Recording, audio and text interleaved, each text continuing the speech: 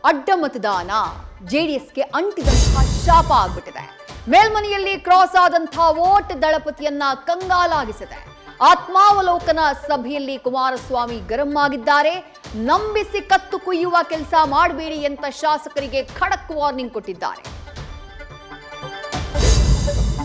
ಕರುನಾಡಿನಲ್ಲಿ ಕನಕಾಧಿಪತಿಯ ಸರ್ಕಾರ take off ಆಗಿದೆ.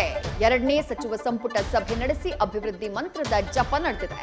ಜನರ ಸಮಸ್ಯೆಗೆ ಸ್ಪಂದಿಸೋಕೆ ಪ್ರಜಾಸೇವೆ ಇಲಾಖೆಯ ಪರಿಚಯವಾಗಿದೆ. ಓಸಿಸಿಸಿಯನ್ನ ಸರಳೀಕರಣಗೊಳಿಸಲಾಗಿದೆ. ತೈಲ ದರ ಏರಿಕೆ ಬಗ್ಗೆ ಗಾಬರಿಗೊಂಡಂತಹ ಸಿಎಂ ಬಸ್ ದರ ಏರಿಕೆಯ ಸುಳಿವನ್ನ ಕೊಟ್ಟಿದ್ದಾರೆ. ಪ್ರಶ್ನೆ ಪತ್ರಿಕೆ ಸೋರಿಕೆಯಿಂದ ರದ್ದಾಗಿದ್ದ ನೀಟ್ ಮರುಪರೀಕ್ಷೆ ನಾಳೆ ನಡೆಯಲಿದೆ.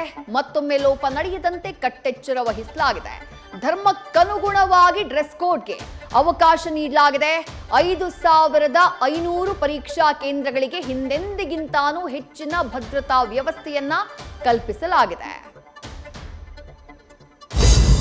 ಕಾಂಗ್ರೆಸ್ ಜೆಡಿಎಸ್ ನಡುವೆ ಬಿಡದಿ ಟೌನ್ಶಿಪ್ ಜಟಾಪಟಿ ತಾರಕಕ್ಕೇರಿದೆ. ಸರ್ಕಾರ ಪರಿಹಾರದ ಚೆಕ್ ವಿತರಿಸುವುದರಲ್ಲಿ ಬ್ಯುಸಿಯಾಗಿದೆ. ನಾಳೆ ನಿಖಿಲ್ ನೇತೃತ್ವದಲ್ಲಿ ಜೆಡಿಎಸ್ ಪಾದಯಾತ್ರೆಗೆ ಸಜ್ಜಾಗಿದೆ.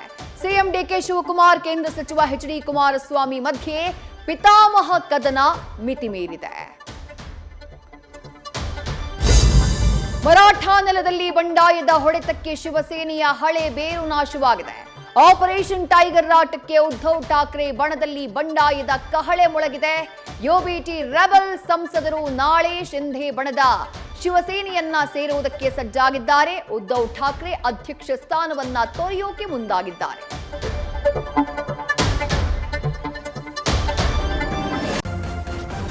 ನ್ಯೂಸ್ ಫಸ್ಟ್ ನಿರ್ಭೀತಿಯಿಂದ ನಿಮ್ಮ ಪರವಾಗಿ.